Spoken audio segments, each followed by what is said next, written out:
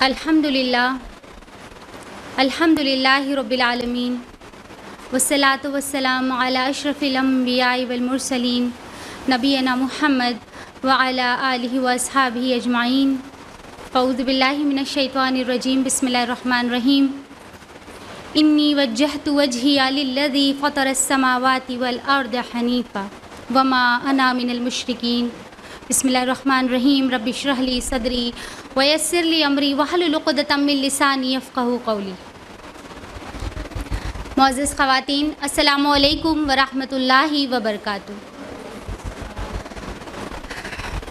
جیسا کہ آپ سب کو معلوم ہو چکا ہے کہ آج کے ہمارے پروگرام کا موضوع ہے حج و قربانی، قربت الہی کا ذریعہ، اور اس میں میری گفتگو مبنی ہوگی انشاءاللہ قربانی کی حقیقت پر.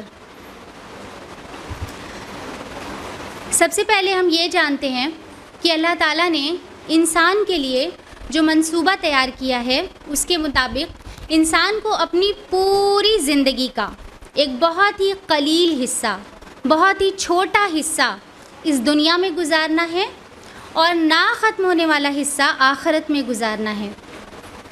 نہ ختم ہونے والا حصہ آخرت میں گزارنا ہے، اور یہی قلیل حصہ، چھوٹا سا حصہ انسان کے لیے امتحان گاہ ہے، اس کے لیے ایک ایگزامینیشن ہال ہے. لیکن بدقسمتی سے ہم اس ایگزامینیشن ہال کو، یعنی اپنی اس دنیا کو سب کچھ سمجھ کر اسے بہتر سے بہتر بنانے میں لگے رہتے ہیں اور نہ ختم ہونے والی آخرت کو بھول جاتے ہیں. حالانکہ ایگزامینیشن ہال تو ایک سیریس مقام ہوتا ہے نا، ایک سنجیدگی والی جگہ ہوتی ہے جہاں پر وقت ضائع کرنے کی کوئی گنجائش نہیں ہوتی اور کھیل کود کا تو سوال ہی نہیں پیدا ہوتا. تو ایگزامینیشن ہال بہت ہی سیریس جگہ ہوتی ہے، مشکل جگہ ہوتی ہے، اور انسان کے لیے یہ دنیا بھی مشکل ہے. اللہ تعالیٰ فرماتے ہیں سورۃ البلد، سورہ نمبر 90 آیت نمبر 4 میں، لَقَدْ خَلَقْنَا الْإِنسَانَ فِي كَبَدٍ، اور ہم نے انسان کو مشکل میں پیدا کیا ہے، ہم مشکل میں پیدا کیے گئے ہیں. مطلب میرا کہنے کا ہے کہ آپ کا اور ہمارا مشاہدہ ہے کہ اس دنیا میں آپ کو کچھ بھی حاصل کرنا ہو، کچھ بھی اچیو کرنا ہو، محنت کرنی پڑتی ہے.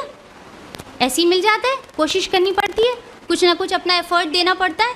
تو یہ دنیا وہ جگہ ہے جہاں پر آپ کچھ بھی حاصل کریں بہت ہی محنت اور بڑی ہی قربانیاں اس میں شامل ہوتی ہیں. اس کو اسے سمجھیے کہ ایک چھوٹا معصوم بچہ جو ابھی ماں کے پیٹ میں ہی ہے، اسے بھی اس دنیا میں آنے کے لیے بڑی ہی مشکل اور بڑا ہی مشقت بھرا سفر کرنا پڑتا ہے. اور ماں باپ کے لیے کتنی قربانیاں اس میں شامل ہوتی ہیں ہم اور آپ اچھی طرح جانتے ہیں. کتنی ہی ماؤں کی راتیں قربان ہوتی ہیں اپنے بچے کے لیے، دن کا سکون قربان ہوتا ہے. اور صرف بچپن میں ہی نہیں، جیسے جیسے بچے آپ کے بڑے ہوتے جاتے ہیں ویسے ویسے قربانیوں کا لیول بڑھتا چلا جاتا ہے. اسی طرح باپ کی قربانی کتنی شامل ہوتی ہے، وہ اپنی فیملی کو فیڈ کرانے کے لیے کتنی محنت کرتا ہے.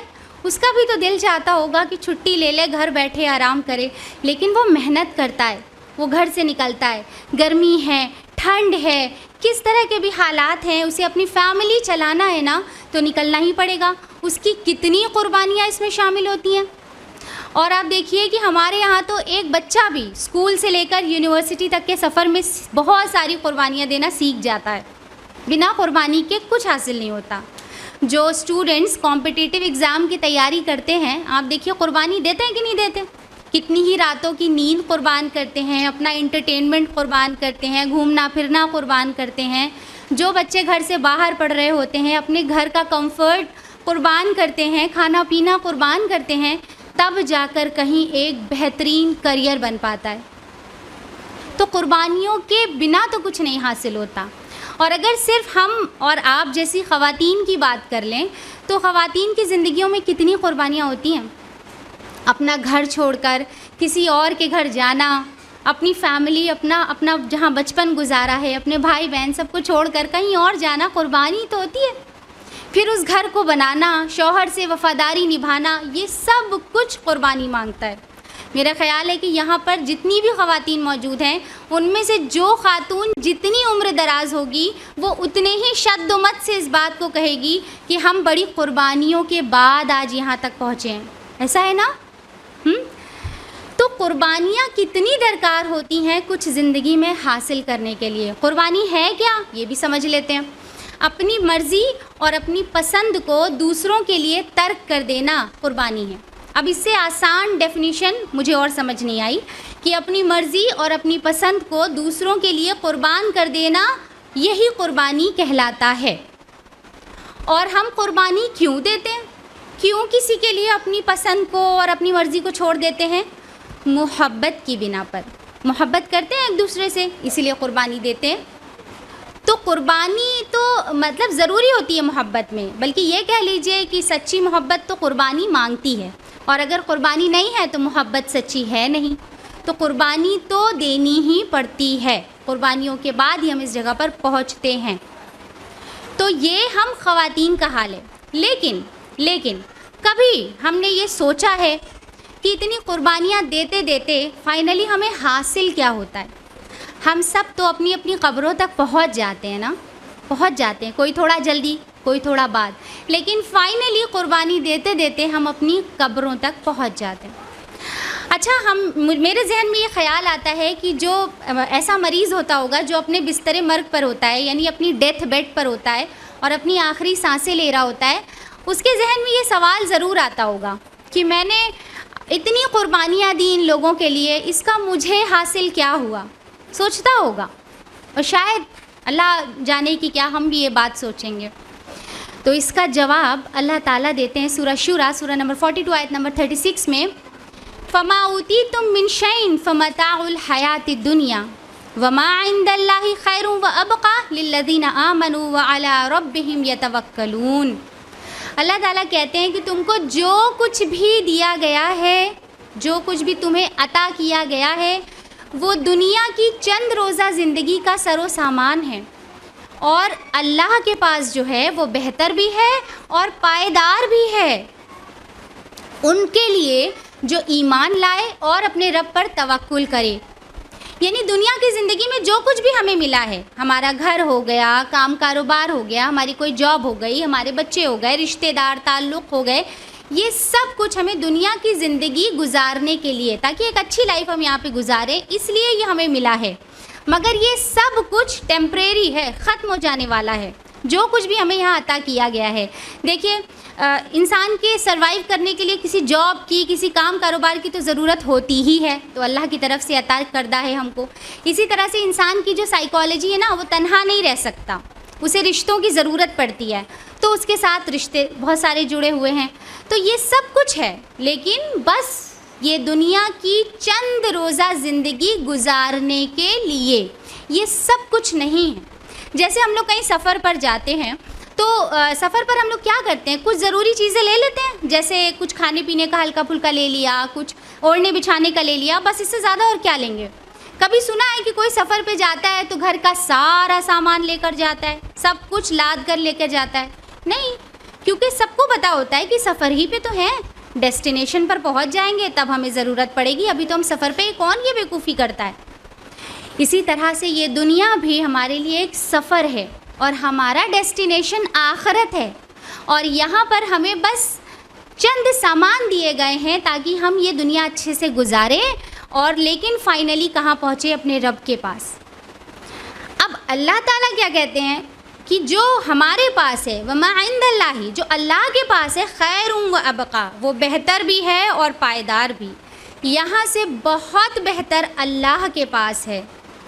یعنی آپ ایسے سمجھیے کہ مان لیجئے ہم نے بڑی سکسیز حاصل کی، خوب پیسہ کمایا، خوب نام و شہرت کمائی، پھر ہم نے کوئی ایک ایسا گھر بنا لیا جو کسی نے نہ بنایا ہو. مثلاً ہم ایک ایسا گھر بنا لیں جس کی ہر اینٹ سونے کی ہو، جس میں ہم ہیرے جڑوا لیں، یعنی ایسا گھر جو دنیا میں کسی کے پاس نہیں. لیکن جو اللہ کے پاس ہے نا، اس کے آگے یہ حقیر ہے، حقیر، کچھ بھی نہیں. وہ اللہ کے پاس ہے اور پائیدار بھی ہے. یعنی دنیا میں کتنا ہی رہ لے گی چیزیں، آپ استعمال کر لیں گے، ہو سکتا ہے آپ کے بچے استعمال کر لیں گے، ہو سکتا ہے بچوں کے بچے استعمال کر لیں گے، بس کتنا ہی کوئی چیز رہ پائے گی، بوسیدہ ہو جائے گی، پرانی ہو جائے گی، ختم ہو جائے گی. تو تو جو اللہ کے پاس ہے وہ کبھی ختم نہیں ہوتا، وہ پائیدار ہے، ہمیشہ ٹکنے والا ہے، ایٹرنل ہے، ہمیشہ کے لیے ہے۔ تو اسلام ہمیں یہ سکھاتا ہے کہ ہمیں اپنی زندگی اللہ کے لیے گزارنی چاہیے، ہماری انرجی، ہمارا ایفرٹ، ہماری قربانیاں اللہ کے لیے ہونی چاہیے، تاکہ ہمیں جو اس سے ملے وہ بہتر ہو یہاں سے اور پائیدار بھی ہو۔ مگر یہ وہی لوگ حاصل کر سکتے ہیں للذین آمنوا، جو ایمان لائے، وعلی ربہم یتوکلون، جو اپنے رب پر بھروسہ کرتے ہیں، کیونکہ جیسے ہی آپ اللہ کے لیے زندگی جینا شروع کریں گے آپ کے سامنے بہت سی مشکلات آئیں گی۔ تو ایسے میں ہمارا ایمان پختہ ہو اور اللہ پہ بھروسہ ہو کہ اللہ کی بات مان کے ہم کبھی ضائع نہیں ہو سکتے، اللہ کی بات مان کے ہم کبھی نقصان نہیں اٹھا سکتے۔ اور اگر یہ سوچتے ہیں کہ پھر دنیا کے ہمارے رشتے ہیں ان کا بھی تو حق ہے، تو یقین جانیے کہ اگر ہم نے اللہ کے لیے زندگی گزاری تو یہاں پر ہمارے جتنے بھی رشتے تعلقات ہیں وہ کبھی بھی ان کا کوئی حق نہیں مارا جائے گا، بلکہ اور اچھے سے ادا ہوگا اگر ہم اللہ کے لیے زندگی ادا کریں تو اللہ کے لیے گزاریں۔ جو اپنے رب پر بھروسہ کریں، جیسے کہ ابراہیم علیہ السلام نے اپنی زندگی گزاری، مضبوطی کے ساتھ، پختگی کے ساتھ، ایمان کے ساتھ، اور مشکل آتی رہی، بھروسہ بس اللہ پہ کیا، بھروسہ اللہ پہ کیا، میرا رب مجھے ضائع نہیں کرے گا، ایسا ایمان، ایسی قربانی دی۔ اب ذرا بتائیے کہ ہم نے اور آپ نے اب تک اپنی زندگی میں اللہ کے لیے کیا قربانی دی، کیا قربانی دے کر اب تک آئے ہیں ہم لوگ؟ ابھی تقریباً پوری دنیا میں 2 بلین مسلمز ہیں، 2 بلین ایک اچھی خاصی تعداد ہے۔ اس میں سے چند لاکھ ہی ہوں گے جنہوں نے بڑی محنت، بڑی قربانیوں کے بعد اسلام کو پایا ہوگا، ورنہ اکثر و بیشتر ہمارے اور آپ جیسے لوگ ہیں جن کو گھر بیٹھے اسلام مل گیا ہے۔ ہم مسلمان گھر میں پیدا ہو گئے، اسلام ہماری گودوں میں مل گیا، بڑی خوشی خوشی ہم نے پا لیا۔ ہم نے اب تک قربانی کیا دی ہے؟ کہاں کبھی ایسا ہوا کہ حضرت بلال رضی اللہ تعالیٰ عنہ کی طرح ہمارے سینوں پر بھاری پتھر رکھ کے ہمیں تپتی ریت پہ لٹا دیا گیا ہو؟ کہاں کبھی خباب بن الارت رضی اللہ تعالیٰ عنہ کی طرح ہماری پیٹھوں کو کوئلے سے داغا گیا ہوگا، جلتے ہوئے کوئلوں سے؟ کہاں کبھی حضرت سمیہ رضی اللہ تعالیٰ عنہ کی طرح ہمیں فزیکلی ٹارچر کیا گیا یا ہماری جان لینے کی کوشش کی گئی؟ ان کی تو جان بھی لے لی گئی تھی۔ کیا کبھی ان مشکلات سے ہم تھوڑا سا بھی گزرے ہیں؟ ہمیں کہیں کوئی روکتا ہے؟ کچھ فرض نماز پڑھنے میں کوئی روکتا ہے؟ نہیں۔ ہم نے کیا قربانی دی اب تک؟ کچھ بھی نہیں۔ تو اب اگر ہمیں اتنی آسانی سے اسلام اپنے گھروں میں مل ہی گیا ہے تو کم سے کم اپنے رب کے لیے کچھ تو کریں، کچھ تو قربانیاں دیں، اسے پہچاننے کی کوشش کریں، اسے جاننے کی کوشش کریں، کیونکہ جب تک تعلق نہیں جڑے گا تب تک قربانی نہیں دیں گے۔ تعلق کی بنا پہ یہ قربانی دیتے ہیں نا۔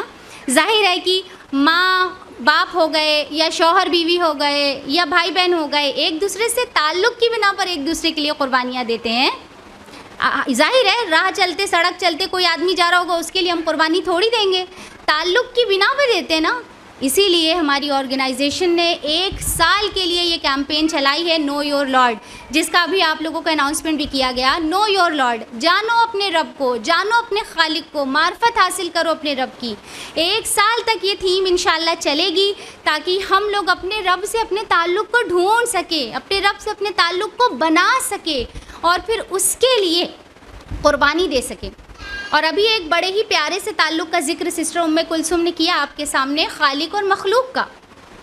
خالق جو پیدا کرتا ہے، مخلوق جس کو پیدا کیا گیا، یعنی مخلوق کے ہونے کی وجہ ہی خالق ہے۔ یعنی ہمارا جو وجود ہے، ہمارا اس دنیا میں آنا ہمارے خالق سے ہی ہے، اس نے ہمیں پیدا کیا۔ ہمارا کسی کی ماں بننا، کسی کی بیٹی بننا، کسی کی بہن بننا، کسی کی بیوی بننا، اس خالق کی وجہ سے، ہمارا وجود ہی اس کی وجہ سے ہے۔ تو اس کا مطلب ہمارا سب سے بڑا تعلق تو اللہ سے ہو گیا، تو ہماری ساری قربانیاں اور محبت کا سب سے بڑا حقدار تو اللہ تعالیٰ ہو گئے۔ ہماری قربانیوں اور محبت کے سب سے بڑے حقدار کون ہیں؟ اللہ تعالیٰ۔ لیکن ایک بات یاد رہے، اللہ کو ہماری قربانیوں کی ضرورت نہیں ہے، اللہ کو نہیں چاہیے ہماری محبت، ہماری قربانیاں، ہمیں اللہ کی ضرورت ہے، وہ تو بے نیاز ہے، ہمیں اللہ کے قرب کی ضرورت ہے۔ اور قربانی قرب کا ذریعہ ہے، اللہ سے قریب کرتا ہے۔ لیکن بہت سی ایسی چیزیں ہیں جو ہمارے اور ہمارے رب کے درمیان حائل ہو جاتی ہیں، ہم اللہ کا قرب حاصل نہیں کر پاتے۔ اللہ تعالیٰ خود فرماتے ہیں سورہ آل عمران سورہ نمبر 3 آیت نمبر 14 اور 15 میں کہ لوگوں کے لیے مرغوبات نفس، عورتیں، اولاد، سونے چاندی کے ڈھیر، چیدہ گھوڑے، مویشی اور زرعی زمینیں خوشنما بنا دی گئی ہیں، لیکن یہ سب دنیا کی چند روزہ زندگی کا سامان ہے۔ حقیقت میں جو بہتر ٹھکانہ ہے وہ تو اللہ کے پاس ہے۔ اور کیا میں تمہیں اس سے اچھی بات نہ بتاؤں کہ جو لوگ تقویٰ کی روش اختیار کریں گے ان کے رب کے پاس ان کے لیے باغ ہیں جن کے نیچے نہریں بہتی ہوں گی، جن میں وہ ہمیشہ رہیں گے، پاکیزہ بیویاں ان کی رفیق ہوں گی، اور سب سے بڑھ کر اللہ کی رضا سے سرفراز ہوں گے۔ یہ کچھ ہے ہمارے رب کے پاس، لیکن یہ سب بڑی ہی قربانیوں کے بعد نصیب ہوتا ہے۔ دنیا میں حقیر سے حقیر چیز ہمیں کوئی ایسے ہی نہیں مل جاتی، ہر چیز کی قیمت ادا کرنی پڑتی ہے۔ چھوٹی سی چیز بھی آپ خرید لیجئے، چھوٹی سی چیز بھی آپ کو چاہیے تو قیمت ادا کر کے ہی لینا پڑے گا۔ تو اتنی قیمتی چیز، اتنی عظیم الشان چیز کیوں کر ہمیں بیٹھے بیٹھے مل جائے گی، آرام سے اپنے گھروں میں بیٹھے بیٹھے اپنی طرح سے زندگی گزارتے مل جائے گی؟ اس کی قیمت دینی پڑے گی، اس کے لیے قربانیاں دینی پڑیں گی، تب جا کر ہمیں یہ انعامات ملیں گے، جیسی قربانی دی ہے ابراہیم علیہ السلام نے۔ کس درجے کی قربانی دی ہے ابراہیم علیہ السلام نے؟ اور دیکھیے کہ جو قربانی کا ذکر ہو رہا ہے نا، مطلب ہمیں سن کے لگ رہا ہوگا قربانی، اللہ تعالیٰ ہمیں ڈیلی کے معمول میں، روٹین میں ہم کو یہ سکھا دیا ہے اللہ تعالیٰ نے کہ کس طرح قربانی دینی ہے۔ یہ جو ہمارے اسلام کے ارکان ہیں نا، جن کو ہم اچھی طرح سے جانتے ہیں، یعنی نماز، روزہ، زکوٰۃ، حج، یہ عبادات، یہ ہمیں قربانی کی تعلیم ہی دے رہی ہوتی ہیں، ٹریننگ کر رہی ہوتی ہیں ہماری۔ کیسے؟ دیکھیں، جب نماز کا وقت ہوتا ہے، اللہ تعالیٰ کی کال آتی ہے، ہم لوگ اپنے سارے امپورٹنٹ کام چھوڑ کے کھڑے ہو جاتے ہیں نا نماز کے لیے۔ کتنا ہی ضروری کام کر رہے ہوں، اللہ تعالیٰ کی پکار آ گئی، اب کام چھوڑ دیا، نماز کے لیے کھڑے ہو گئے۔ کتنی ہی ٹھنڈ تھی، وضو کیا ٹھنڈے پانی سے، لیکن اللہ کے لیے کھڑے ہو گئے۔ یہ کیا ہے؟ ایک ٹائپ آف قربانی تو ہے۔ اسی طرح سے روزہ، پورا ایک مہینہ قربانیوں میں گزرتا ہے۔ ہم اپنی بیسک نیڈ سے رک جاتے ہیں، اپنے کھانے پینے سے رک جاتے ہیں۔ ایک مہینہ ہم تقویٰ کی زندگی گزارتے ہیں، ہر برائی، ہر فحش سے اپنے آپ کو روک لیتے ہیں۔ روزہ ہمیں قربانی سکھاتا ہے۔ اسی طرح سے زکوٰۃ، مال کی قربانی، کیونکہ مال تو ہمیں بہت محبوب ہوتا ہے، بڑی محنت سے کماتے ہیں اور جمع کر کے رکھتے ہیں، تو مال تو سب کو بہت پسند ہوتا ہے۔ زکوٰۃ کیا ہے؟ مال کی قربانی، تاکہ کہیں یہ محبت اللہ اور ہمارے درمیان نہ آ جائے۔ تو زکوٰۃ کے ذریعے ہم اپنے نفس کا اور اپنے مال کا تزکیہ کرتے ہیں، یعنی دونوں کو پاک کرتے ہیں۔ اسی طرح سے حج کیا ہی قربانی کا سبق دیتی ہے۔ ابھی ہم نے سسٹر ام کلثوم سے سنا، ایک سعی، ایک جہد ہے، اللہ کے لیے قربانی کا ایک سلسلہ ہے۔ اگر ہم لوگ غور کریں تو حج کی تیاری ہی اپنے آپ میں ایک بڑی قربانی ہے۔ دیکھیے، حج کے لیے جب نکلتے ہیں ہم لوگ، کتنے دنوں کے لیے اپنے گھر بار کو چھوڑ کے نکل جاتے ہیں؟ عام حالات میں جاتے ہیں؟ عام حالات میں ہم لوگ اپنے گھر کو چھوڑنا نہیں جاتے۔ ایک رات کے لیے بھی رکنا ہو تو سب کچھ میسڈ اپ ہو جاتا ہے، ہم لوگ پسند نہیں کرتے کہ ہم لوگ اپنے گھروں کو چھوڑ کر جائیں، لیکن حج کے لیے سب کچھ چھوڑ چھاڑ کر نکل جاتے ہیں۔ اسی طرح سے کچھ لوگ اپنے چھوٹے چھوٹے بچوں کو چھوڑ کے چلے جاتے ہیں، کچھ لوگ اپنے بہت امپورٹنٹ کام کاروبار کو چھوڑ کر، جن کو وہ ایک دن کے لیے بھی نگلیکٹ نہیں کر سکتے، وہ بھی ان سب چھوڑ چھاڑ کے چلے جاتے ہیں اور لبیک اللہم لبیک کی صدا لگاتے ہوئے پہنچتے ہیں کہ حاضر ہوں میں یا اللہ، حاضر ہوں۔ یہ ہے ایک قربانی جو عام دنوں میں بھی، یعنی انسان حج کی تیاری میں ہی کرتا ہے۔ تو یہ ساری چیزیں ہیں۔ اب دیکھیے کہ یہ ساری تیاریاں ہی اپنے آپ میں ایک قربانی، یہ ساری عبادات جو اللہ نے بنائی ہے، نماز ہو گیا، روزہ ہو گیا، زکوٰۃ ہو گئی، حج ہو گیا، یہ سب ہمیں قربانی کی تعلیم ہی دے رہا ہے۔ کس کے لیے؟ اللہ کے لیے۔ لیکن اگر ہم ان عبادات کی روح کو نہ سمجھیں، اگر ہم ان عبادات کے مقصد کو نہ سمجھیں تو ہم اس سے کچھ نہیں حاصل کر سکتے، کچھ بھی نہیں. جیسے کہ آج ہم لوگوں کا حال ہے، بہت ہی معذرت کے ساتھ. دیکھیے کہ ان عبادات کو آج ہم نے صرف مذہبی رسومات کے طور پہ ادا کرنا شروع کر دیا ہے. جیسے مذہبی رسمیں ہوتی ہیں نا کچھ ادا کرنے والی، بس وہی ہم نے سمجھ لیا ہے. نماز ہمارے لیے ایک رسم کی طرح ہے، بس پڑھ لینا ہے روز، چاہے اب وہ دکھانے کے لیے یا جلدی جلدی جیسے بھی. نماز کے لیے اللہ تعالیٰ فرماتے ہیں کہ نماز بے حیائی اور برائی سے روکتی ہے، لیکن ہم کیا کر رہے ہیں؟ کسی برائی سے نہیں رک رہے، نماز بھی پڑھ رہے ہیں اور برائیاں بھی کیے جا رہے ہیں. کہاں رک پا رہے ہیں؟ کیا حاصل کیا ہم نے نماز سے؟ روزہ میں دیکھیے رمضان پورا ایک مہینہ ہم تقویٰ کی زندگی گزارتے ہیں، پورا ایک مہینہ ہم اپنے آپ کو برائیوں سے روک لیتے ہیں، لیکن اس ایک مہینے کی ٹریننگ کے بعد بھی ہماری 11 مہینے کی زندگیوں پر کوئی فرق نہیں پڑتا، جیسے تھے ویسے ہی رہتے ہیں. اس ایک مہینے کی ٹریننگ سے ہم کچھ حاصل ہی نہیں کرتے، ہماری 11 مہینے کی زندگیاں وہیں کے وہیں اٹکی رہتی ہیں. کیا ہی ہم نے اس کی روح کو سمجھا اور کیا ہی اس سے سیکھا. اور زکوٰۃ کے لیے تو ہم کیا ہی کہے کہ کیسے ہیلے بہانے کرتے ہم لوگ ایسے ایسے سوال کرتے ہیں زکوٰۃ کے تعلق سے آ کے کہ کسی طرح گنجائش نکل جائے کہ انہیں زکوٰۃ نہ ادا کرنی پڑے. اس طرح کے سوالات کرتے ہیں. حد ہے. کیا ہم نے اس کی روح کو نہیں سمجھا؟ کیا ہم پاک نہیں ہونا چاہتے؟ کیا ہم اپنے مال کو پاک نہیں کرنا چاہتے؟ اسی طرح حج، اس کو تو ایک بہت بڑی سی رسم ہم نے بنا لیا ہے. پتہ نہیں ہمیں کیا ہو گیا ہے، ہم نے اس چیز کیا اللہ نے اس کا مقصد دیا تھا اور ہم نے حج کو کیا ہی بنا ڈالا. دیکھیے جب ہم لوگ حج کے لیے جاتے ہیں تو ایک ایک فرد سے مل کر جاتے ہیں نا، بتا کر ہم حج کے لیے جا رہے ہیں، ہم حج کے لیے جا رہے ہیں، سب کو بتا کر پورے میں ڈھنڈورا پیٹ کے ہم حج کے لیے نکلتے ہیں. اور پھر جب دیکھیے حج پر ہم پہنچ جاتے ہیں نا، پہلے تو جانے میں ہی آپ دیکھیے ایئرپورٹ پر ہماری پورے خاندان کا قافلہ ہمارے ساتھ جاتا ہے، قافلہ ہی ہوتا ہے پورا، ساتھ جاتے ہیں چھوڑنے کے لیے، پوری دنیا کو پتہ لگ جائے حج پہ جا رہے ہیں، حج پہ جا رہے ہیں.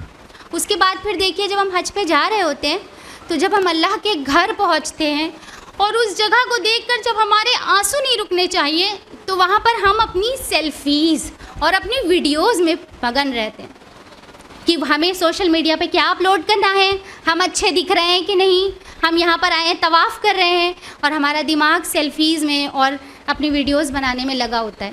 کیا ہی مذاق بنا رکھا ہے ہم نے. پھر اس کے بعد دیکھیے جب ہم لوٹ کر آتے ہیں تو پھر وہی قافلہ ہم کو لینے کے لیے آتا ہے گجروں اور مالاؤں کے ساتھ، گویا کہ ہم بہت بڑا مارکہ اچیو کر کے آئے ہیں، بہت بڑی جنگ جیت کے آئے ہیں، بجائے اس کے کہ ہم اس فکر میں ہوتے کہ یا رب میری عبادت قبول ہوئی کہ نہیں. ہم دعا کرتے کہ اللہ ہمارے حج کو قبول فرما لینا. ہم اس طرح شان و شوکت سے آتے ہیں گویا ہم تو جنت کا ٹکٹ اپنے ساتھ لے کر آئے ہیں. دیکھو حج کر کے آ گئے، پوری دنیا میں دکھاتے ہیں کہ حج کر کے آ گئے، مالا پہن کر، گجرے پہن کر. اور اس کے بعد جو دعوتوں کا سلسلہ چلتا ہے، دعوتیں ہوتی ہیں، لوگ آتے ہیں، تحائف دیتے ہیں. ایک پریشر، کوئی حج کر کے آیا ہے تو اب اسے تحائف دینا ضروری ہے، اسے تحائف دیے جاتے ہیں. یہاں تک کہ جو حج کر کے آیا ہے وہ خود بھی تحفے لے کے آتا ہے خاندان کے ایک ایک فرد کے لیے. ذرا سوچئے کہ ہم کرنے کیا گئے تھے اور دماغ کہاں لگا ہوتا ہے. کیا ہی سین ہوتا ہے. ادھر عبادت سے فارغ ہوتے ہیں، ادھر بازاروں کے چکر لگانے شروع کر دیتے ہیں کیونکہ ایک پورا خاندان ہے جس کے لیے تحفے لے کر جانا ہے. ایک بے وجہ کا پریشر. کیا ہم نے حج کو بنا لیا ہے؟ کیا اللہ نے کس لیے اس کو ہم پر فرض کیا تھا؟ اللہ نے اس کو ہمارے اوپر فرض کرنے کا کیا مقصد تھا؟ ہم نے اس کو کیا بنا لیا؟ ایک مذہبی رسم بس. اور پھر ہم لوگ کیا سوچتے ہیں کہ ہمارا حج قبول ہو گیا. اللہ کیا مذاق بنا لیا ہم نے ان عبادات کا. اسی لیے ہم لوگ کبھی ان عبادات سے کچھ نہیں سیکھ پاتے. ہماری پوری زندگی ایسی غفلت میں گزر رہی ہے. سارے جو ہے وہ ارکان ادا کیے جا رہے ہیں لیکن اس ارکان سے کچھ ہماری زندگی میں بدلاؤ نہیں آ رہا ہے. رہ گئی رسم ازاں روح بلالی نہ رہی، فلسفہ رہ گیا تلقین غزالی نہ رہی. اگر ہم نے ان عبادات کی روح کو سمجھا ہوتا، ان کے مقصد کو سمجھا ہوتا تو آج ہماری زندگیاں ایسی نہیں ہوتی، ایسی غفلت والی. آج ہم لوگ بھی قربانی کا پیکر بنے ہوتے اپنے اللہ کے لیے، جیسے کہ قربانی کا پیکر بنے تھے انبیاء علیہم السلام، جنہوں نے اپنی زندگیاں بڑی مشقت میں گزاری. اور قربانیوں میں سب سے اوپر نام حضرت ابراہیم علیہ السلام کا آتا ہے، جن کی قربانی کیا تھی، سبحان اللہ، جن کی پوری زندگی اس بات کی گواہی دیتی ہے کہ وہ پوری دنیا سے کٹ کر صرف اللہ کے ہو کر رہ گئے تھے. ابراہیم علیہ السلام نے اپنے سارے سکون، آرام، آسائش، کمفرٹ کو تج دیا، چھوڑ دیا. ابھی سسٹر ام کلثوم نے بتایا نا کہ وہ چاہتے تو بہت عیش و عشرت والی زندگی گزارتے. وہ ایک پجاری کے بیٹے تھے، وہ ایک بہت ہی بہترین لائف گزارتے، جس کو ہم بہترین کہتے ہیں، بڑے سے گھر میں رہنا اور بہت آسائش اور آرام. لیکن انہوں نے یہ سب اپنے رب کے لیے چھوڑ دیا، اللہ تعالیٰ کے لیے مصر، عراق، فلسطین اور حجاز کی خاک چھانتے رہے اللہ کے دین کے لیے. ابراہیم علیہ السلام نے اللہ کے حکم پر اپنی بیوی اور اپنے شیر خوار بچے کو ایک سنسان، بے آب و گیہ چٹیل میدان میں تنہا چھوڑ دیا، اور اسی اللہ کی ایک پکار پر اپنے لختے جگر اپنے بچے کو ذبح کرنے کے لیے تیار ہو گئے. وہ بات، اور اپنے طور پہ تو ذبح کر ہی ڈالا تھا، وہ بات اور ہے کہ اللہ نے اپنے فضل سے ان کو بچا لیا. اسی لیے تو اللہ تعالیٰ نے فرمایا، اللہ تعالیٰ فرماتے ہیں کہ وَمَنْ أَحْسَنُ دِينًا مِّمَّنْ أَسْلَمَ وَجْهَهُ لِلَّهِ وَهُوَ مُحْسِنٌ وَاتَّبَعَ مِلَّةَ إِبْرَاهِيمَ حَنِيفًا وَاتَّخَذَ اللَّهُ إِبْرَاهِيمَ خَلِيلًا. سورہ نساء سورہ نمبر 4 آیت نمبر 125. اس سے اچھا طریقے زندگی اور کس کا ہو سکتا ہے جس نے یکسو ہو کر ابراہیم کے طریقے کی پیروی کی، جس نے اپنا رویہ نیک رکھا، اپنے آپ کو اللہ کے آگے سر تسلیم خم کر دیا، یکسو ہو کر ابراہیم کے طریقے کی پیروی کی، اسی ابراہیم کے طریقے کی جسے اللہ نے اپنا دوست بنایا، جسے اللہ نے اپنا دوست بنایا. خلیل اللہ تھے وہ، اللہ نے دوست بنا لیا تھا ان کو. دوست کون ہوتا ہے؟ جو کسی حال میں آپ کا ساتھ نہیں چھوڑتا. بیسٹ فرینڈ جس کو کہتے ہیں نا، پوری دنیا ایک طرف ہو تو وہ آپ کے ساتھ کھڑا ہوتا ہے، جب آپ کو سب چھوڑ دیں تب بھی ساتھ دیتا ہے اور آپ کو ہر حال میں ایموشنلی اور مورلی سپورٹ کرتا رہتا ہے، وہ دوست ہوتا ہے. اللہ نے ابراہیم علیہ السلام کو اپنا دوست بنا لیا. جسے اللہ اپنا دوست بنا لے اسے کسی اور چیز کی کیا ہی ضرورت پڑ سکتی ہے. اسی لیے جب بھی کبھی ابراہیم علیہ السلام کو دنیا کی بڑی سے بڑی نعمت اور اپنے رب کے درمیان چوز کرنا ہوتا تھا، وہ اپنے رب کو چوز کرتے تھے. اسی لیے اللہ نے ان کو اس انعام سے نوازا. جب کبھی بھی انہیں اپنے رب کے حکم اور دنیا کی بڑی سے بڑی فائدے کو چننا ہوتا تھا تو اپنے رب کے حکم کو چن لیتے تھے، اور اس بڑے فائدہ جو انہیں نظر آ رہا ہوتا تھا وہ چھوڑ دیتے تھے. یہ تھے ابراہیم علیہ السلام. اس لیے اللہ تعالیٰ نے ہمیں بھی تاکید کی کہ جس نے ابراہیم کے طریقے کی پیروی کی یکسو ہو کر، یعنی ہم کو کہا جا رہا ہے ابراہیم کے طریقے کی پیروی کرو، اس ابراہیم کی جسے اللہ نے اپنا دوست بنایا. یاد رکھیے کہ آپ کی اور ہماری زندگی میں وہ وقت آ کر رہے گا اور آتا رہتا ہے جب ہمیں اپنی مرضی، اپنی پسند، اپنی پرائرٹیز اور اللہ کے درمیان یا اللہ کے حکم کے درمیان یا اللہ کے رسول کے حکم کے درمیان چوز کرنا ہوتا ہے. تو ہم کیا چوز کرتے ہیں؟ ہم اپنی خواہش نفس کے تابع ہو جاتے ہیں. ہم لوگ وہ چوز کرتے ہیں جس میں ہمیں فائدہ نظر آ رہا ہوتا ہے. ایک طرف ہمارا رب ہوتا ہے اور دوسری طرف ہماری خواہشات ہوتی ہیں. ایک طرف ہمارا رب ہوتا ہے، دوسری طرف ہمارے مفاد ہوتے ہیں، اور ہم اپنی مفاد کو چوز کر لیتے ہیں، اپنے رب کو چھوڑ دیتے ہیں. ہم اپنی خواہشوں کو چوز کر لیتے ہیں. یہ ہے ہماری قربانیاں اس درجے کی. بس کیسی زندگی گزار رہے ہم؟ ابراہیم علیہ السلام نے تو اللہ تعالیٰ کے لیے اپنا گھر، اپنا وطن، اپنے لوگوں کو چھوڑ دیا تھا. آج کیا ہم سے اس وقت یہ ڈیمانڈ کی جا رہی ہے؟ ہم سے تو بس اتنا کہا جا رہا ہے کہ گناہ چھوڑ دو. ہم سے تو بس اتنا کہا جا رہا ہے کہ اپنے دلوں سے برائی کو پاک کر لو. غیبت، چغلی، بغض، حسد، کینہ، نفرتوں سے اپنے دل کو، ہر برائی سے، ہر بیماریوں سے اپنے دل کو پاک کر لو. ہم سے تو صرف اتنا کہا جا رہا ہے، ہم سے وہ بھی نہیں ہو پا رہا ہے.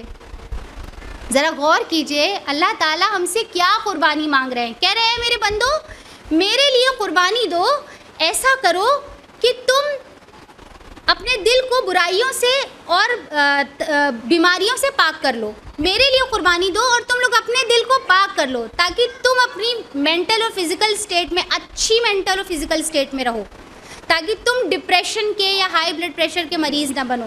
اللہ تعالیٰ کہتے ہیں میرے بندو میرے لیے قربانی دو، ایسا کرو تم آپس میں محبت کرو، اپنے دل کو پاک کر لو، اپنے تعلقات کو درست کر لو، تم آپس میں نفرت نہ کرو. یہ ہے قربانی جو ہم سے مانگی جا رہی ہے. دیکھیے ہمارے نبی صلی اللہ علیہ وسلم نے ہمیں کیسے سمجھایا ہے. فرمایا، حدیث درج ہے سنن الترمذی حدیث نمبر 2509. نبی اکرم صلی اللہ علیہ وسلم فرماتے ہیں کہ اے لوگو، کیا میں تمہیں نماز، روزہ، صدقہ سے افضل چیز نہ بتا دوں؟ لوگوں نے بڑے اشتیاق سے پوچھا، یا رسول اللہ ضرور بتائیے. اللہ کے رسول نے فرمایا کہ آپس کے تعلقات کو درست کرو، کیونکہ آپس کے تعلقات کی خرابی مونڈنے والی چیز ہے. اور میں یہ نہیں کہتا کہ وہ بالوں کو مونڈ دیتی ہے، بلکہ وہ دین کو مونڈ دیتی ہے. ذرا سوچئے، آپس کے تعلقات کی خرابی، ہمارا دین خطرے میں ہے. جیسے سر پر سے مونڈنے کے بعد بال غائب ہو جاتے ہیں، اسی طرح ہماری زندگی سے ہمارا دین ختم ہو سکتا ہے. ہمارا دین خطرے میں ہے. اپنے آپس کے تعلقات کو درست کرنا اتنا ضروری ہے، اتنا ضروری ہے. نفرتوں کو ختم کرنا، ایک دوسرے کو دیکھ کر منہ بنانا، ایک دوسرے سے بغض رکھنا، ایک دوسرے کی خوشیوں میں حسد کرنا، ایک دوسرے کی خوشی دیکھا نہ جانا، ایک دوسرے کا چہرہ نہ دیکھنا، یہ سب اتنی بڑی چیز ہے کہ کہا کہ تمہارا دین مونڈ جائے گا، دین ختم ہو جائے گا، دین خطرے میں ہے. تو بس اب یہ بڑا مشکل کام ہے نا. جیسے ہی ہم لوگ سوچیں گے چلو بھائی اب چلتے ہیں ان سے اپنے تعلقات صحیح کر لیتے ہیں، بہت وقت گزر گیا، بڑے ان سے جھگڑے ہو گئے تھے، یا پھر فلاں ہیں ان سے ہمارے بڑے تعلقات خراب ہیں، تو چلے بھائی اب ان سے تعلقات بنا لیں. ویسے ہی ہمیں یاد آ جائے گا نہیں انہوں نے تو ہمارے ساتھ بہت برا کیا تھا، ان سے تو ہمارا بڑا جھگڑا ہوا تھا، ان سے تو ہماری تب سے برائی چل رہی ہے. یہاں پر ہمیں یاد آ جائے گا. پھر کیا کریں گے؟ بس یہیں پر پھر ہم لوگ قربانی دے دیں گے، قربانی دے دیں گے، اپنی انا کی، اپنی نفس کی قربانی دے دیں گے، اللہ کے لیے قربان. یہ دراصل ہمارا اسماعیل ہے جسے اس عید الاضحیٰ ہم لوگ انشاءاللہ قربان کر دیں گے. کر دیں گے. میرے ساتھ ہم بھی عہد کریں گے اور آپ بھی عہد کیجئے کہ جب اس بار جانور کی گردن پہ چھری چلے گی تو ہم لوگ اپنی انا، اپنی نفس جو اللہ کے خلاف جا رہی ہو اسے بھی چھری چلا دیں گے، ذبح کر دیں گے. ٹھیک ہے انشاءاللہ. اسی طرح جتنی بھی چیزیں ہیں جو ہمارے اور ہمارے رب کے درمیان ہیں انہیں ہم قربان کر دیں گے. اور آج کے ماڈرن ایرا میں ہمارے اور ہمارے رب کے درمیان جو سب سے بڑا بیریئر ہے وہ کیا ہے؟ Social media. سوشل میڈیا سب سے بڑا بیریئر ہے. یہ ایک نا ٹرانس میں ہمیں لے جاتا ہے. جب ہم کام کرنے بیٹھتے ہیں تو ہم بھول جاتے ہیں کیا کرنے بیٹھے تھے، گھنٹوں لگے رہتے ہیں نا، بھول جاتے، تھوڑی دیر بعد یاد آتا ہے ارے اتنا وقت لگا دیا ہم نے اس میں. کبھی کبھی یاد بھی نہیں آتا کسی کو، لگے رہتے ہیں گھنٹوں.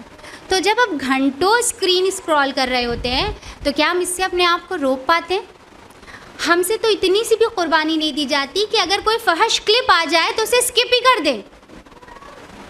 یہ سوشل میڈیا ایک ایڈکشن ہے. ہم لوگ سوچتے ہیں کہ صرف تمباکو اور شراب ہی نشہ ہے. یہ سوشل میڈیا ہماری زندگیوں کو اسپوائل کر رہا ہے، سڑا رہا ہے، ہمیں انداز ہی نہیں ہے. بجائے اس سے نفرت کرنے کے، اس سے اتنی محبت ہے ہم لوگوں کو. ہماری مسلم خواتین، ہماری اپنی مسلم خواتین، ان کو بس یہ فکر رہتی ہے کہ کس طرح اپنی ریلز اور اپنی ویڈیوز بنا کر سوشل میڈیا پہ اپلوڈ کر دیں. اپنے ناچنے گانے کو، اپنے کھانا پکانے کو، اپنے کپڑے دکھانے کو، یہاں تک کہ اپنی عبادات کو، حج و طواف کو سوشل میڈیا پر اپلوڈ کر دیا جاتا ہے. اور ان کے مرد بڑے ہی بے غیرتوں کی طرح خوش ہوتے رہتے ہیں اور لائکس کو انجوائے کیا جاتا ہے. اتنے لائکس آ گئے، اتنا پسند کیا گیا. یہ ہمارا حال ہے. اب آپ بتائیے کہ آج کے دور میں سوشل میڈیا میں ہماری کیا پرائیویسی رہ گئی؟ اپنی پرسنل لائف کو ہم نے ٹیلی کاسٹ کر دیا، دنیا دیکھ رہی ہے. اب اگر ایسے میں لوگ نیگیٹو کامنٹس کر کے چلے جائیں تو ہمیں ڈپریشن ہو جاتا ہے، وہ ہم ایک دم مینٹلی ڈسٹرب ہو جاتے ہیں. اور اگر لائکس زیادہ بڑھ جائیں تو تکبر کا شکار ہو جاتے ہیں. کیا ہی بات ہے، اتنے لائکس مل گئے مجھے، میرے اتنے فالوورز ہیں. یہ سوشل میڈیا کیا ہے؟ پوری طرح سے ہمارا سلیپ پیٹرن ڈسرپٹ ہوا پڑا ہے. راتوں کو سوتے نہیں ہیں، صبح کو ہم لوگ بیماریوں کا گھر بنے رہتے ہیں. پورا سلیپ پیٹرن خراب ہو چکا ہے. اس سوشل میڈیا کے ذریعے ہم سوشلی آئسولیٹ ہو گئے، تنہا ہو گئے. پتہ ہے، کیونکہ ہم سوچتے ہیں کہ ہم بہت بیزی ہیں، بہت مصروف ہیں. اس کی وجہ سے ہم نے لوگوں سے ملنا جلنا بند کر دیا، لوگوں کا حال احوال لینا بند کر دیا، ان کے پاس بیٹھنا بند کر دیا، انہیں کیا تکلیف ہے یہ پوچھنا بند کر دیا، ان کو اپنی زبان سے تسلی دینا بند کر دیا، مہمان کی مہمان نوازی کرنا بند کر دیا. سوچئے کتنے ہی نیکیوں کے راستے ہم نے اپنے اوپر اس کی وجہ سے بند کر دیے، کیونکہ ہمیں وقت نہیں ہے، ہم بہت زیادہ مصروف ہیں سوشل میڈیا پہ. تو یہ ہمیں بہت سی برائی سکھا رہا ہے، ایک نہیں ہے، بہت ہے. یعنی آپ دیکھیے کہ اس کی وجہ سے باڈی شیمنگ سیکھ رہا ہے انسان، اس کی وجہ سے سکسیس کا ایک نشہ، مجھے بھی سکسیس چاہیے. اس کی وجہ سے ہمارے اپنے ریلیشن شپ خراب ہو رہے ہیں. ایک ہائی ایکسپیکٹیشن ہو گئی ہے، میرا شوہر ایسا ہونا چاہیے، میرے والد ایسے ہونے چاہیے، میری بیوی ایسی ہونی چاہیے.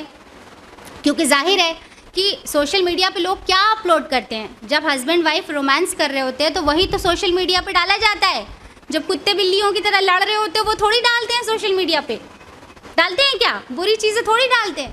ایک فیک لائف ہے، فیک لائف جس کو ہم لوگ فالو کر رہے ہیں. ایسا ہونا چاہیے، میں پرنسس کی سی حیثیت رکھتی ہوں، میں پرنس کی سی حیثیت رکھتا ہوں، مجھے لوگ پرنسس کی طرح ٹریٹ کریں، میرا شوہر ایسا ہو، میرا لائف پارٹنر ایسا ہو، میرے والد ایسے ہوں، میرا بھائی ایسا ہو، جو کہ ریئل لائف میں ہو نہیں سکتا.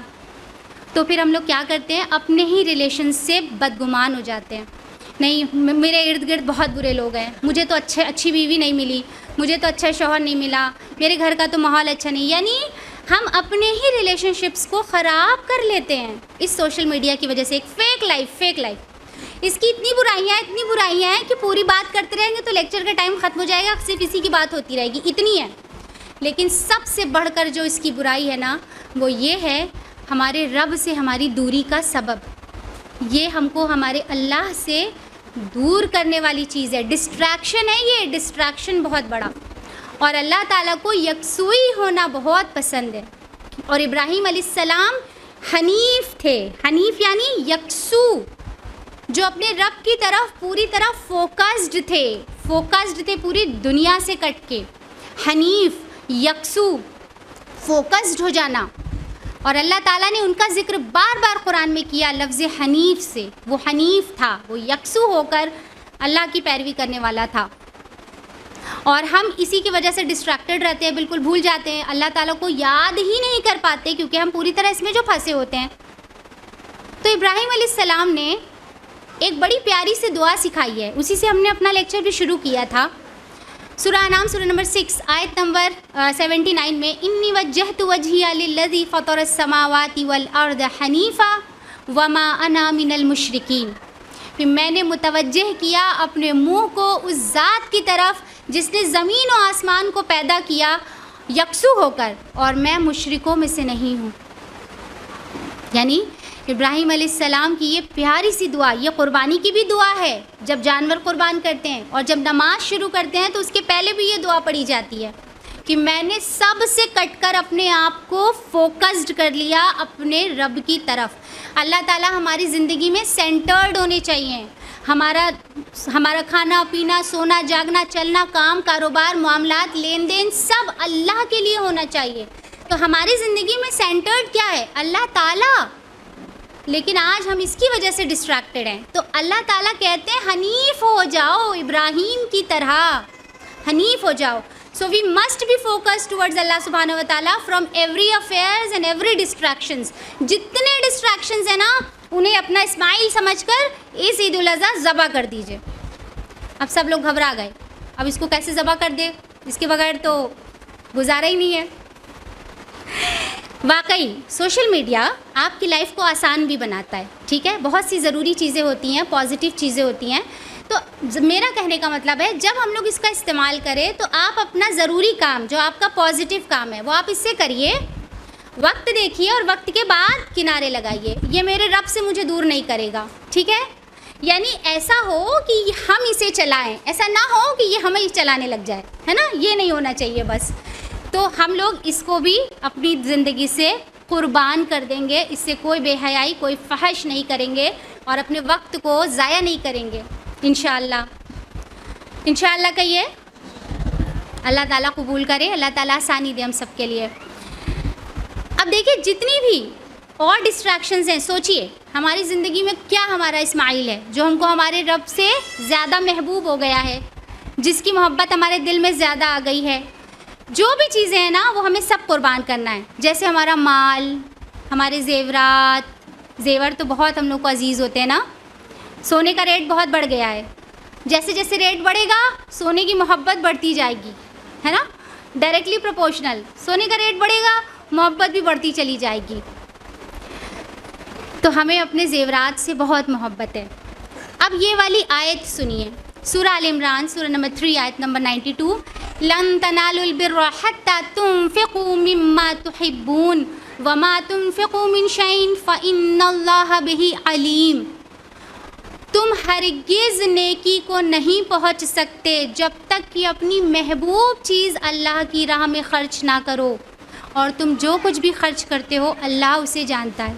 اللہ کی راہ میں کیا خرچ کرنا ہے؟ باسی کھانا نہیں جو ہم نہیں کھاتے، وہ کپڑے نہیں جو ہمارے پرانے ہو گئے جن کی فٹنگ ہمیں نہیں آتی. محبوب چیز، اپنی دل پسند چیز، اپنی محبوب چیز اللہ کی راہ میں جب تک نہیں خرچ کرو گے نیکی کے لیول کو پہنچو گے ہی نہیں. اب ہم لوگوں نے کبھی ذہن میں ہم لوگوں کے خیال سے گزرا ہے کہ ہم لوگ کو اپنے زیورات بہت پسند ہیں، اسے اللہ کی راہ میں بھی نکال دیں؟ سوچئے، سوچنے والی بات ہے، سوچنا چاہیے.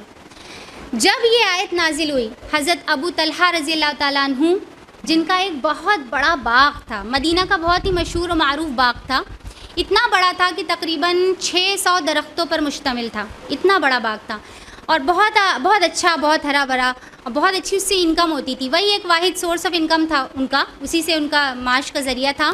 کبھی کبھی نبی اکرم صلی اللہ علیہ وسلم اس باغ میں آرام بھی کرنے جایا کرتے تھے.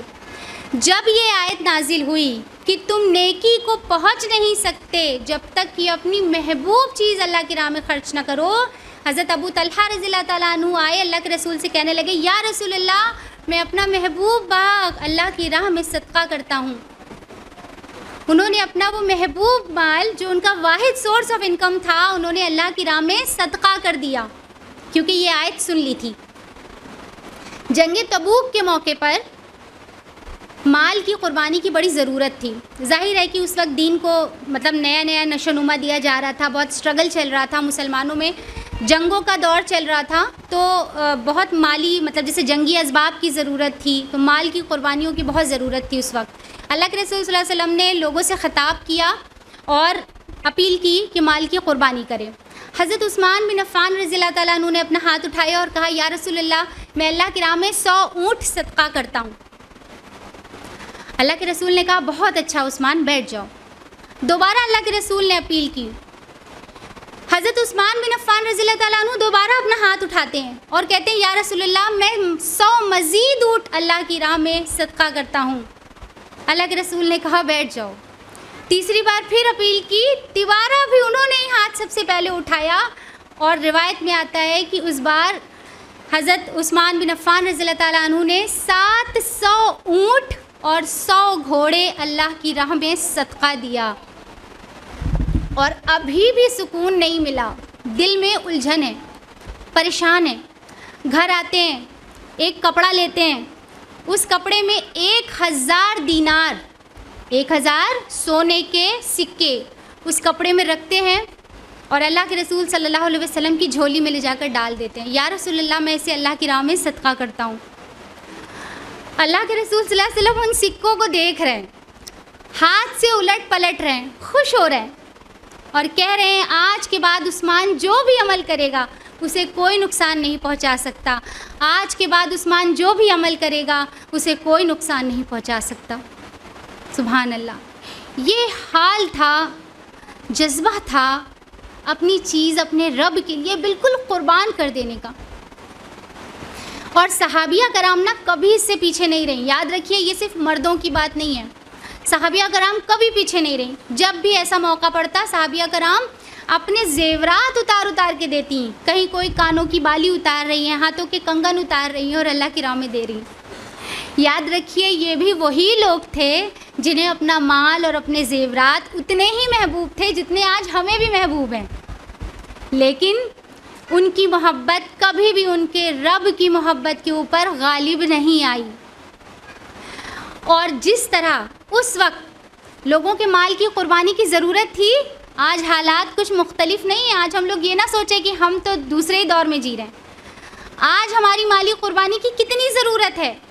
آج ہم لوگ نہیں جانتے دین اسلام کو بدنام کرنے کے لیے کیسے کیسے ہتھ کنڈے استعمال کیے جا رہے ہیں. دین رحمت کو نہ جانے کیا پیش کیا جا رہا ہے. آج ہمارے معصوم پیارے نبی صلی اللہ علیہ وسلم کے خلاف جھوٹے پروپیگنڈے کیے جا رہے ہیں. آپ کے خلاف بہتان تراشی کی جا رہی ہے. ہم لوگوں کو نہیں پتہ.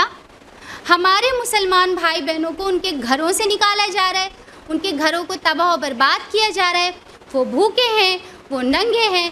آج ہمارے بھائی بہنوں کی جان مال اور عزت کی کوئی گارنٹی نہیں ہے. کیا آج ہماری مالی قربانیوں کی ضرورت نہیں ہے؟ نہیں ہے کیا؟ حالات کیسے ہیں ہم لوگوں کا؟ لیکن یہ حال ہے کہ ہم لوگ اگر کوئی ایسی آرگنائزیشن یا کوئی ایسی جماعت یا ایسے کچھ لوگ اگر اس طرح کا کام کر رہے ہوتے ہیں تو ہم انہیں کبھی سپورٹ بھی نہیں کرتے. کبھی مسلم قوم اپنے مال سے سپورٹ نہیں کرتی. فرض زکوٰۃ دینے میں ہم لوگ ہیلے بہانے کرتے ہیں تو پھر اس میں کیا سپورٹ کر دیں گے؟ یہ ہم لوگوں کا حال ہے. 2 بلین مسلمز ہیں ہم لوگ، اتنے زیادہ، لیکن اپنے مالی امداد نہیں کرتے، قربانی نہیں دیتے. اور ہماری قربانیوں کی آج ضرورت ہے، لیکن ہمارے پاس مال بہت ہے. کتنا ہے یہ ہماری شادیوں میں دیکھ لیجئے. ہمارے پاس زیورات کتنے ہیں یہ ہماری شادیوں میں دیکھ لیجئے. خوب لدے نظر آتے ہیں ہم لوگ اپنے زیوروں سے. ہے تو بہت، لیکن کیا اللہ کے لیے قربان کرنے کا کبھی سوچتے بھی ہیں؟ اگر ہم اب بھی یہ قربانی بھی نہ کر سکے نا، تو چاہے ہم بقرہ عید پر مہنگے سے مہنگا بقرہ خرید کر اور گوشت پوشت سے لدا ہوا لوگوں کو دکھاتے ہوئے، سوشل میڈیا پر اس کی پکچر ڈالتے ہوئے، لائکس کو انجوائے کرتے ہوئے، سینہ چوڑا کر کے قربانی کر بھی دیں تو کیا ہی کمال کیا. اگر ہم اس روح کو نہیں پہنچے جہاں ابراہیم علیہ السلام نے اپنے لختے جگر کو چھری تلے رکھ دیا تھا. کیا ہی وہ قربانی تھی اور کیا ہی وہ بچہ تھا جو قربان ہونے کے لیے تیار ہو گیا. جب ابراہیم علیہ السلام نے اسماعیل علیہ السلام سے کہا کہ بیٹا میں خواب میں دیکھتا ہوں کہ میں تجھے ذبح کر رہا ہوں، تو اسماعیل علیہ السلام کیا جواب دیتے ہیں؟ ان کے ڈائلاگس کو قرآن میں درج کر دیا گیا. قرآن میں آج بھی آپ کو ملے گا. سورہ صافات سورہ نمبر 37 آیت نمبر 102 میں پڑھیے. اسماعیل علیہ السلام کہتے ہیں قَالَ يَا أَبَتِ افْعَلْ مَا تُؤْمَرُ سَتَجِدُونِي إِن شَاءَ اللَّهُ مِنَ الصَّابِرِينَ. اے ابا جان جو آپ کو حکم ملا ہے وہ کر گزریے، انشاءاللہ مجھے صبر کرنے والوں میں پائیں گے. کیا کہہ رہے تھے ابراہیم علیہ السلام؟ کیا وہ یہ کہہ رہے تھے کہ اسماعیل چلو میں تم کو گھر سے نکال دوں؟ کیا وہ کہہ رہے تھے کہ میں تم کو ملک سے نکال دوں؟ کیا وہ کہہ رہے تھے کہ میں تجھے اپنی ولدیت سے نکال دوں؟ وہ کہہ رہے تھے کہ میں تجھے ذبح کر دوں؟ اور وہ کہتے ہیں کر ڈالیے، انشاءاللہ آپ مجھے صبر کرنے والوں میں پائیں گے. یہ تھے اسماعیل علیہ السلام. ایسے ہی بچے کی نسل سے محمد رسول اللہ صلی اللہ علیہ وسلم کو ہونا چاہیے تھا، اور آپ انہی کی نسل میں سے تھے اسماعیل علیہ السلام. اور وہ کن کے بیٹے تھے؟ حضرت ابراہیم علیہ السلام. کہ باپ پوچھتا ہے تو بچہ یہ نہیں کہتا کہ ابا جان چھوٹے تھے تو آپ چھوڑ کے چلے گئے، اب آئے ہیں تو آپ میری جان مانگ رہے ہیں. وہ کہہ رہے ہیں کہ آپ کر ڈالیے میں صبر کروں گا. اب دیکھیں یہاں پر وہ بچہ 13-14 سال کا بچہ ہے. 13-14 سال کا بچہ، وہ بچہ بول رہا ہے یا اس کی تربیت بول رہی ہے. یہاں پر اکثر حضرت ابراہیم علیہ السلام کا ذکر ہوتا ہے, حضرت اسماعیل علیہ السلام کا ذکر ہوتا ہے, یہاں پر حضرت ہاجرہ کا ذکر نہیں ہوتا اکثر. اسماعیل علیہ السلام نے اپنی زندگی کا زیادہ حصہ کس کے ساتھ گزارا تھا؟ حضرت ہاجرہ کے ساتھ, ہے نا, انہی کے ساتھ تو رہتے تھے. ان کی والدہ تھیں, ابراہیم علیہ السلام چھوڑ کے جب چلے گئے تھے وہی تربیت کرتی تھی. حضرت ہاجرہ نے اپنے بیٹے کو بتا رکھا تھا کہ بیٹا تیرا باپ کوئی عام انسان نہیں ہے, وہ اللہ کا بڑا ہی پیارا نبی ہے. اور انہوں نے اللہ کی محبت کو اپنے بیٹے کے دل میں جگا رکھا تھا. اپنے بیٹے کو یہ بتا رکھا تھا کہ اللہ کے لیے قربان ہونا بڑے شرف کی بات ہوتی ہے, اللہ کے لیے قربانی دینا بہت شرف کی بات ہوتی ہے. تب جا کر ایسا ہوا کہ جب باپ نے پوچھا تو بیٹے نے کہا کہ ابا جان کریے, میں صبر کروں گا, میں صبر کروں گا. اب یہاں پر ہماری اور آپ کی تربیت پہ بھی سوال ضرور اٹھے گا, کیونکہ حضرت ہاجرہ بھی امت مسلمہ کی خاتون تھیں اور ہم سب بھی امت مسلمہ کی خواتین ہیں. ہماری بھی تربیتوں پر سوال اٹھے گا کہ ہم کیسی تربیت کرتے ہیں. ہم لوگ کا یہ حال ہے کہ ہم لوگ اپنے بچوں کو کوئی ٹف ٹائم نہیں دیتے, ان کو ان کی کمفرٹ زون میں رہنا سکھاتے ہیں, آسانی میں, میرے لال کو کوئی تکلیف نہ پہنچے. یہ ہم لوگوں کا حال ہے. ہم لوگ اپنے بچوں کو کبھی روکھی سوکھی نہیں کھلاتے, ہمیشہ عمدہ سے عمدہ کھلاتے ہیں. کبھی روکھی سوکھی کھلا کر انہیں ٹرینڈ کرنے کی کوشش نہیں کرتے. اسی لیے جب آج ہمارے بچوں کو ان کا فیوریٹ کھانا نہیں ملتا تو وہ کیا کرتے ہیں, پورا گھر سروں پر اٹھا لیتے ہیں, شور مچاتے ہیں کہ ان کا فیوریٹ کھانا نہیں ملا. اور بہت معذرت کے ساتھ ہم لوگ باندیوں کی طرح انہیں مناتے پھرتے ہیں. ہم لوگوں کے بچوں میں کوئی صبر اور برداشت کا مادہ نہیں ہے. کوئی ٹیچر انہیں کچھ سکھا نہیں سکتا, کوئی بڑا انہیں کچھ سمجھا نہیں سکتا. یہ حال ہے کہ اگر کسی کیو میں لگ جائیں, ٹریفک میں پھنس جائیں تو آپے سے باہر ہو جاتے ہیں. کسی سے جھگڑا ہو جائے تو گالی گلوچ پر اتر آتے ہیں. اور یہ سب تو چھوڑ دیجئے, صرف کچھ گھنٹے کے لیے الیکٹریسٹی چلی جائے یا انٹرنیٹ کنیکشن چلا جائے تو بس دیکھیے بچوں کا کیا حال ہوتا ہے. اور بہت ہی معذرت کے ساتھ ہم بڑوں سے ہی بچے یہ سیکھتے ہیں, ہم ہی لوگوں سے. اب آپ بتائیے کہ ہم لوگ کیسے اپنی اور اپنے بچوں کی تربیت کر سکیں گے؟ کیسے ہم اپنے آپ کو اور اپنے بچوں کو یہ سکھا سکیں گے کہ اللہ کے لیے قربانی دینی ہے, اللہ کے لیے زندگی گزارنی ہے؟ قربانی ہے کیا؟ کوئی گھاٹے کا سودا؟ اب تک تو یہ بات سمجھ آ گئی ہوگی کہ اللہ تعالیٰ کو اسماعیل علیہ السلام کی جان نہیں چاہیے تھی. اگر جان چاہیے ہوتی تو چھری کو حکم مل جاتا, وہ گردن مبارک پہ چل جاتی. اللہ کو اسماعیل کی جان نہیں چاہیے تھی. اللہ تعالیٰ کو صرف حضرت اسماعیل کا اور حضرت ابراہیم کا ٹیسٹ, ان کا امتحان مقصود تھا. اور ابراہیم علیہ السلام اتنے کامیاب ہوئے اس میں. اللہ تعالیٰ فرماتے ہیں سورہ صافات سورہ نمبر 37 آیت نمبر 108 سے 110 میں پڑھیے. فرماتے ہیں وَتَرَكْنَا عَلَيْهِ فِي الْآخِرِينَ سَلَامٌ عَلَىٰ إِبْرَاهِيمَ كَذَلِكَ نَجْزِي الْمُحْسِنِينَ. اور اسی طرح ہم نے اس کی تعریف و توصیف ہمیشہ کے لیے آنے والی نسلوں میں چھوڑ دی. سلام ہے ابراہیم پر, اور ہم محسنین کو ایسی ہی جزا دیتے ہیں. ابراہیم علیہ السلام کی تعریف و توصیف آج تک ہے. ابراہیم علیہ السلام کو جوز بھی مانتے ہیں, یعنی یہودی, وہ بھی ان کے فالوورز ہیں, کرسچنز بھی ان کے فالوورز ہیں, اور مسلمز تو ہیں ہی. پوری دنیا کی پاپولیشن کے حساب سے 15.8 ملین جیوز ہیں صرف. پوری پاپولیشن کے حساب سے 2.6 بلین کرسچنز ہیں اور 2 بلین مسلمز ہیں. ٹوٹل ملا کے پوری ورلڈ پاپولیشن کا 59% وہ ہیں جو ابراہیم علیہ السلام کو فالو کرتے ہیں. اس طرح آپ کی تعریف و توصیف ہمیشہ کے لیے چھوڑ دی گئی. کیسے ملا؟ قربانیوں کے بعد. یہ تھے ابراہیم علیہ السلام جن کی قربانی اللہ کو اتنی پسند آئی کہ اللہ تعالیٰ نے ہمیں بھی حکم دیا کہ تم بھی اسی کے طریقے کی پیروی کرو, تاکہ تم بھی وہی قرب حاصل کرو جو ابراہیم کو ہوا. یہ تھے ابراہیم علیہ السلام کی قربانی.